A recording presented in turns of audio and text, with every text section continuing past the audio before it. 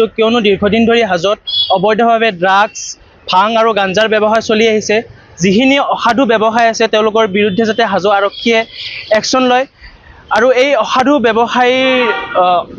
ব্যৱসায়ৰ ফলত যিবিলাক ড্ৰাগছ গাঞ্জা ভাং বিক্ৰী কৰি আছে তেওঁলোকৰ বাবে এখন নতুন সমাজ ধ্বংস হৈ আছে, নতুন প্ৰজন্ম ধ্বংসৰ ফালে গতি কৰিছে আৰু আমাৰ যিখন সুস্থ পৰিৱেশখন ধ্বংসৰ ফালে গতি কৰি আছে সেই অসাধু ব্যৱসায়ৰ কাৰণে। এই ব্যৱসায়টো কাৰ আশীৰ্বাদত ইমান দিনে চলি আছে আমি নাজানো। যাৰে আশীৰ্বাদত নচলতকৈও আমাৰ এটাই দাবী থাকিব, অতি সোনকালে হাজোত ড্ৰাগছ ভাং আৰু গাঞ্জাৰ ব্যৱসায় যাতে বন্ধ হয়, কিয়নো হাজোখন এখন পবিত্ৰ স্থান বুলি আমি মানো আৰু হাজোৰ যুৱ প্ৰজন্ম ধ্বংস হোৱাটো আমি নিবিচাৰোঁ।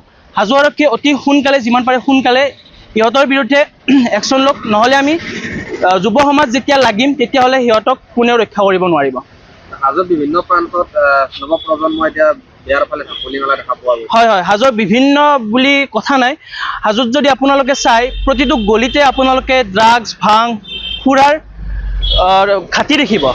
আপুনি নিশালৈ ওলাব নোৱাৰে সিহঁতৰ উৎপাতত। যুৱ প্ৰজন্ম ষ্টুডেণ্ট সকলোবোৰ ধ্বংস হৈ গৈ আছে দিনক দিনে। কিহৰ কাৰণে ধ্বংস হৈছে? এই অসাধু ব্যৱসায়ৰ কাৰণে।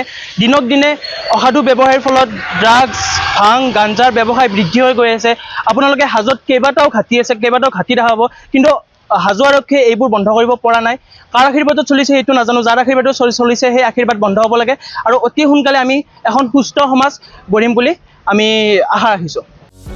যিকোনো খবৰৰ বাবে যোগাযোগ কৰক আমাৰ এই নম্বৰত 9181 307 221।